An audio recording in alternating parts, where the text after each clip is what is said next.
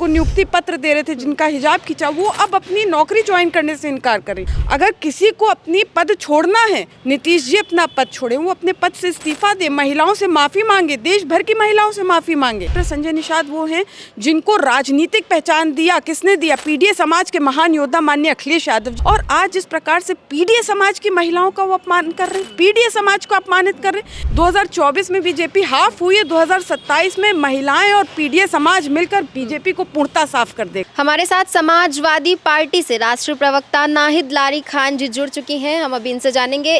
कैसी हैं आप? सबसे पहले मैं ठीक हूँ, आप कैसी हैं? मैं भी बढ़िया हूँ। इन दिनों एक मुद्दा सोशल मीडिया पर बहुत ज़्यादा वायरल चल रहा है। बिहार के मुख्यमंत्री सीएम जो वहाँ के नीतीश कुमार जी हैं, वो एक कार्यक्रम के दौरान एक मुस्लिम महिला का हिजाब नीचे खींचते हुए नजर आते हैं। आपने भी देखा होगा वीडियो। मैंने क्या, पूरे देश ने देखा। बहुत ही शर्मनाक वीडियो है, बहुत ही शर्मनाक हरकत है। इसकी जितनी निंदा की जाए वो कम है। एक कार्यक्रम के दौरान एक मुस्लिम महिला आती है नियुक्ति पत्र लेने और सीएम होकर वो ऐसी हरकत कर रहे हैं, तो इसको किस तरह से देखती हैं आप? देखिए, देश भर की महिलाएं बहुत आक्रोशित हैं।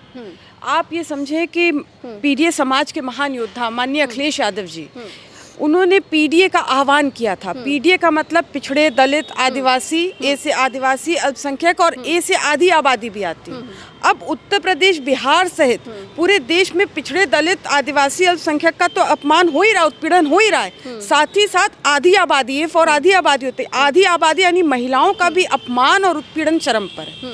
अब आप जो बात कर रही हैं कि बिहार के मुख्यमंत्री नीतीश कुमार जी, अब वो पहले तो समाजवादी और जनता दली थे। अब उनकी सोच पूर्णतः बदल चुकी है, उनके विचार पूर्णतः बदल चुके हैं। अब वो पूर्ण रूप से आरएसएस और बीजेपी दली हो गए हैं। आप ये देखें कि जिस तरह से उन्होंने जो शर्मनाक हरकत की, उससे महिलाएं बहुत आक्रोशित हैं, बहुत ही अपमानित। ये केवल एक महिला का अपमान नहीं, देश भर की महिलाओं का अपमान है। उनको अपने पद से इस्तीफा दे देना चाहिए। और मैं तो राष्ट्रीय महिला आयोग से अपील कर रही हूँ। और कहाँ है राष्ट्रीय महिला आयोग? उनको संज्ञान लेना चाहिए। अन्यथा मैं माननीय न्यायालय से भी अपील करती हूँ कि इस पूरी घटना का संज्ञान ले, क्योंकि महिलाओं को इस तरह से अपमानित करना, मैंने अभी देखा न्यूज़ में आ रहा था सोशल मीडिया में कि वो जो डॉक्टर बहन है जिसको नियुक्ति पत्र दे रहे थे, जिनका हिजाब खींचा, वो अब अपनी नौकरी ज्वाइन करने से इनकार करें। मैं तो उनसे कहना चाहती हूँ कि आप क्यों नौकरी ज्वाइन नहीं कर रही? आप नौकरी ज्वाइन करिए, क्योंकि आपकी काबिलियत के बल पर आपको ये नौकरी मिली है।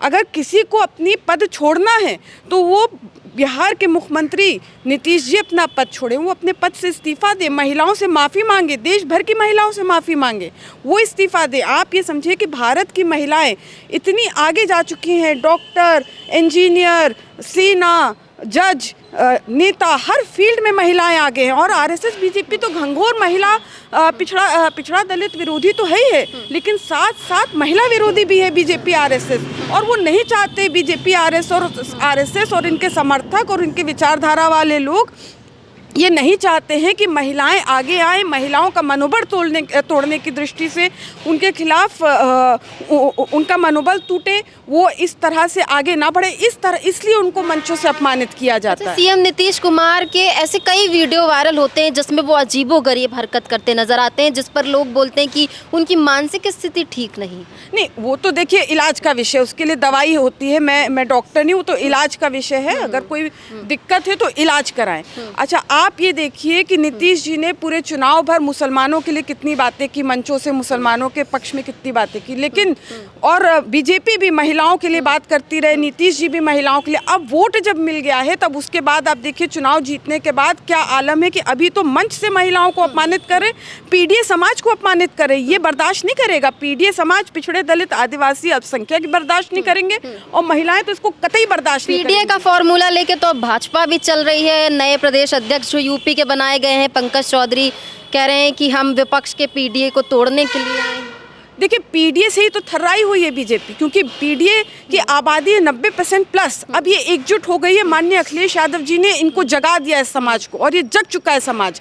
और अभी 2024 का जो लोकसभा चुनाव हुआ था, उसमें समाज ने दिखा दिया कि कैसे समाजवादी पार्टी को अपना भरपूर समर्थन दिया, माननीय अखिलेश यादव जी को अपना भरपूर समर्थन दिया, और उत्तर प्रदेश में समाजवादी पार्टी नंबर 1 की पार्टी बन गई और बीजेपी छोटी पार्टी बन गई। देश की नंबर 3 की पार्टी बन गई समाजवादी पार्टी, और बीजेपी जो है पीछे चलती जा रही है। अभी देखिएगा जिस प्रकार से महिलाओं को अपमानित कर रही है और पीडीए समाज को अपमानित कर रही है बीजेपी, आरएसएस और इनके समर्थक और इस समाज के लोग, तो इनके समाज के लोग, तो आप देखिएगा कि अभी जो 2027 का चुनाव आएगा उसमें अभी तो 2024 में बीजेपी हाफ हुई है, 2027 में महिलाएं और पीडीए समाज मिलकर बीजेपी को पूर्णतः साफ कर देगा। आज देखिए, आज कितना, कल हमने देखा कितना शर्मनाक बयान आया। आप जो अभी हाँ, संजय निषाद की तरफ से एक बयान आता है जिसमें वो कहते हैं कि सिर्फ हिजाब ही तो नीचे किया था, कुछ और तो नहीं छुआ था। नहीं, देखिए कितना शर्मनाक, इसकी कितनी जितनी निंदा की जाए बहुत वो कम होगा। महिलाएं बहुत आक्रोशित हैं।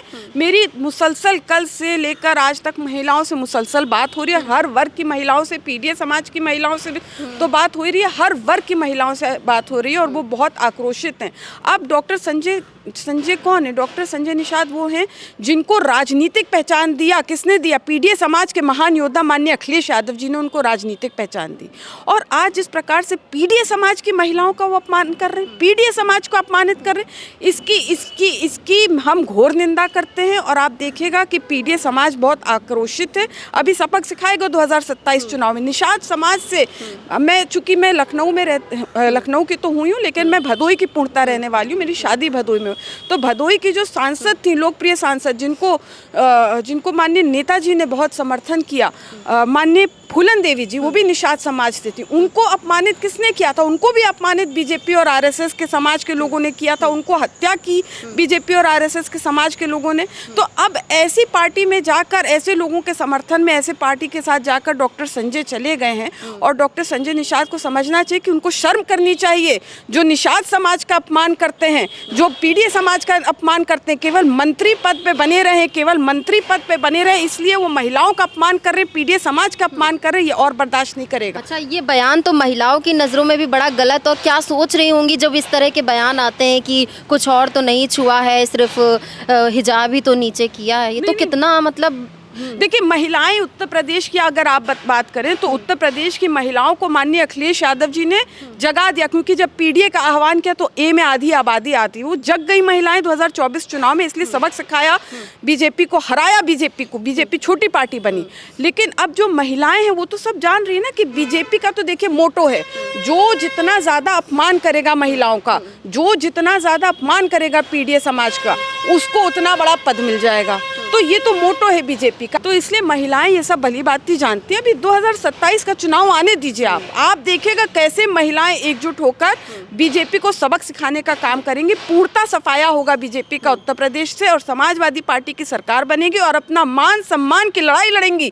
महिलाएं खुद सड़क पर उतरेंगी और अपनी मान सम्मान की लड़ाई लड़ेंगी, और अपने मान सम्मान को बचाने के लिए महिलाएं समाजवादी पार्टी को एकजुट होकर वोट करेंगे, और समाजवादी पार्टी की ऐतिहासिक जीत होगी और बीजेपी का पूर्णतः सफाया हो जाएगा। अच्छा, जब ये वीडियो वायरल होता है इनका, तो जो कुछ लोग हैं वो पक्ष में उतर आते हैं, कहते हैं कि वो तो पहचान के लिए नीचे किया गया था, और बहुत से यूजर्स लिखते हैं कि अच्छा किया, ऐसा किया। नहीं, देखिए, बात किसी धर्म की नहीं है ना, किसी धर्म की नहीं, बात यह है कि आप किसी भी महिला के किसी भी अंग को उसकी मर्जी के बिना नहीं छू सकते हैं, और अंग पे लगे हुए कोई भी कपड़ा, कोई भी वस्त्र को भी आप उतार नहीं सकते, चाहे वो दुपट्टा हो, चाहे वो कुछ भी पहनी हो, आप उसको खींच नहीं सकते। तो ये महिला अपमान है। और जो लोग इसके पक्ष में हैं वो शायद परिवार वाले नहीं होंगे, क्योंकि वही लोग पक्ष में बोल सकते हैं जिनका खुद का कोई परिवार नहीं है। बीजेपी के तो ऐसे बड़े बड़े लोग हैं जिनका कोई परिवार नहीं, इसलिए वो महिलाओं का मान सम्मान, महिलाओं बच्चियों का मान सम्मान,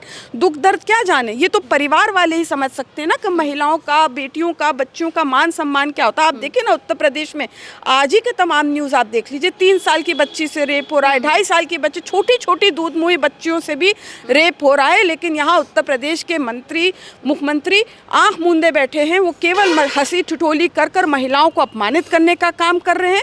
और महिला आयोग कहाँ है? महिला आयोग सोया हुआ है। मैं तो महिला आयोग से कह रही हूँ कि भाई इस मामले को आप संज्ञान में लें। राष्ट्रीय महिला आयोग, बिहार के सीएम के जो शर्मनाक हरकत है उसका संज्ञान ले और कार्रवाई करे। और उत्तर प्रदेश का भी महिला आयोग, जो मंत्री ने जिस प्रकार से अभद्र भाषा का इस्तेमाल किया, महिलाओं के प्रति जो अपमान करने की भाषा का इस्तेमाल किया, उसको संज्ञान में ले और इस्तीफा दे। इनको बर्खास्त करना चाहिए।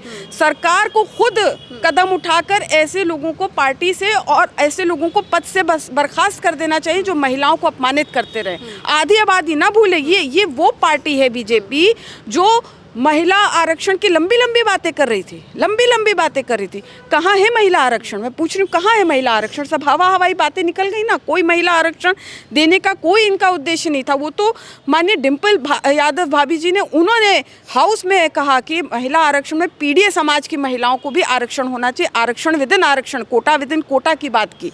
लेकिन आज तक कहाँ कोई काम हुआ। बीजेपी ने बस हवा हवाई बातें करके छोड़ दिया, क्योंकि बीजेपी की तो बुनियाद ही महिला विरोध पर पड़ी है, पीडीए विरोध पर पड़ी है। पिछड़े दलितों के विरोध पर बीजेपी की बुनियाद पड़ी है 6 अप्रैल 1980 कोटला मैदान दिल्ली पर। और महिलाओं के घंघोर विरोधी, आप देखिए ना बीजेपी का क्या आलम है। जो महिला सैन्य अधिकारी सोफिया कुरैशी, जो दुश्मनों के दुश्मन देश का दांत खट्टा करने गई, उनको उनके प्रति अपमान भरे शब्दों का प्रयोग किया, कोई कार्रवाई हुई? नहीं, कोई कार्रवाई नहीं। हम किसी दल की नहीं बात कर रहे। महिला चाहे किसी दल की हो, किसी समाज की हो, महिला का सम्मान सर्वोपरि है। आप देखिए कि उत्तर प्रदेश की पूर्व सीएम आदरणीय मायावती जी, उनके लिए भी अभद्र भाषा का प्रयोग आए दिन बीजेपी के लोग करते रहते हैं। आज तक कोई कार्रवाई नहीं, बल्कि उनको प्रमोशन दे दिया, बड़े बड़े पद पर उनको बैठा दिया। क्यों? क्योंकि दलित समाज की महिला हैं मायावती जी।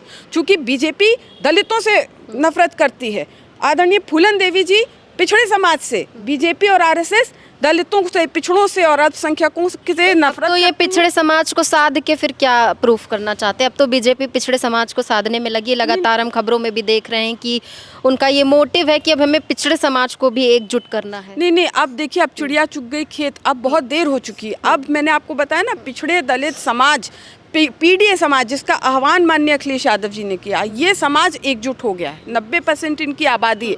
अब इस समाज ने ठान लिया कि अपने मान सम्मान, अपनी खुशहाली, अपनी नौकरी, अपनी यहाँ से देश से प्रदेश से महंगाई और बेरोजगारी हटाने के लिए, अपने हक हुकूक की लड़ाई लड़ने के लिए, संविधान बचाने के लिए, सबसे बड़ी बात संविधान बचाने के लिए ये समाज एकजुट हो गया। अब ये समाज जो है बीजेपी के बहकावे में नहीं आएगा। ये इस समाज से बीजेपी अब कोई उम्मीद ना करे, चाहे ये कोई भी पद किसी को दे दें, अब कोई फर्क पड़ने वाला नहीं है। अभी 2027 का चुनाव होगा, आप देखिएगा दूध का दूध पानी का पानी हो जाएगा। आप देखिएगा 40 सीट पर सिमट के रह जाएगी बीजेपी, 40 सीट पर। और वहीं आप देखिएगा कि समाजवादी पार्टी और इंडिया गठबंधन बहुत तेज़ी से आगे बढ़ेगी, बहुत तेज़ी से, और ऐतिहासिक जीत होगी। क्योंकि पीडीए समाज, इसमें पीडीए समाज में पिछड़े दलित आदिवासी अल्पसंख्यक आधी आबादी तो आती है, और जो पीड़ित दुखी अगले भी आते हैं। तो हर वर्ग के लोग तो बीजेपी से आक्रोशित हैं, हर वर्ग के लोग तो उत्तर प्रदेश में बीजेपी से परेशान है। क्योंकि महंगाई चरम पर है, बेरोजगारी चरम पर है, भ्रष्टाचार चरम पर है। आप जाइए तहसीलों पर, थानों पर, किस तरह से भ्रष्टाचार हो रहा है, हर जगह भ्रष्टाचार हो रहा है। सड़क देखिए, सड़कों पर भ्रष्टाचार हो रहा है, भ्रष्टाचार चरम पर है, महिला उत्पीड़न चरम पर, और सबसे बड़ी बात पिछड़े दलितों का अपमान चरम पर है। ये पिछड़े दलितों का अपमान ही तो है। कभी आपने सुना था पहले कि कोई नए मुख्यमंत्री आए तो पूर्व मुख्यमंत्री, चूँकि वो पिछड़े समाज से हैं या दलित समाज से, तो उनको गंगा जल से धुलवाया मुख्यमंत्री आवास? ऐसा पहले कभी भारत के इतिहास में नहीं हुआ। लेकिन बीजेपी सरकार में हुआ। जब बीजेपी के सीएम बने अजय बिष्ट जी, तब उन्होंने जो है 5 कालिदास मार्ग मुख्यमंत्री आवास गंगा जल से धुलवाया। क्यों? क्योंकि वहाँ पे पिछड़े दलित समाज से उनसे पहले सीएम रहे। कन्नौज में मंदिर धुलवाया गया। क्यों? क्योंकि माननीय अखिलेश यादव जी मंदिर गए थे।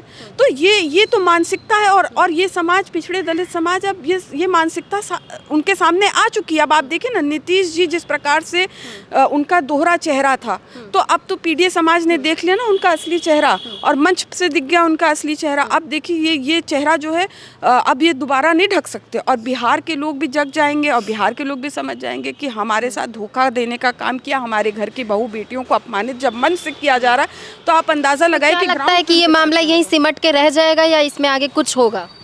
नहीं, होना तो चाहिए। हम तो माननीय न्यायालय से अपील करेंगे कि माननीय न्यायालय संज्ञान ले। चूँकि उच्च पदों पर बैठे हुए लोग अगर वो महिलाओं का इस प्रकार से मंचों से अपमान करेंगे और खुलेआम अपमान करेंगे, तो आप समझिए कि बाकी लोगों के जो महिला विरोधी लोग हैं उनके हौसले कितने बुलंद होंगे। ख़ास तौर से बीजेपी और आरएसएस वाले, जिनको बड़ा पद ही महिला अपमानपन मिलता है, तो आप ये समझिए कि उनके कितने हौसले बुलंद होंगे। कितना वैसे ही महिला उत्पीड़न पर चरम पर है, देश में चरम पर, और उत्तर प्रदेश तो नंबर 1 है महिला उत्पीड़न के मामले में। महिला उत्पीड़न, एसिड अटैक, किडनैप, इन सारे मामलों में उत्तर प्रदेश नंबर 1 है। तो आप ये देखिए कि माननीय न्यायालय से मैं आपके माध्यम से अपील करूंगी कि इन दोनों घटनाओं पर, चाहे वो बिहार के मुख्यमंत्री हों चाहे उत्तर प्रदेश के मंत्री हों, इस पर स्वतः संज्ञान लें और सख्त कार्रवाई करने की महान कृपा करें, जिससे महिलाओं का भी मनोबल ना टूटे और महिलाएं भी समझें कि चलिए अभी तो बीजेपी है, आने वाले समय पे जब दूसरी समाजवादी पार्टी आएगी, लेकिन उस बीच में माननीय न्यायालय भी उनके मान सम्मान की रक्षा करने के लिए खड़े हो गए। बहुत बहुत शुक्रिया आपका।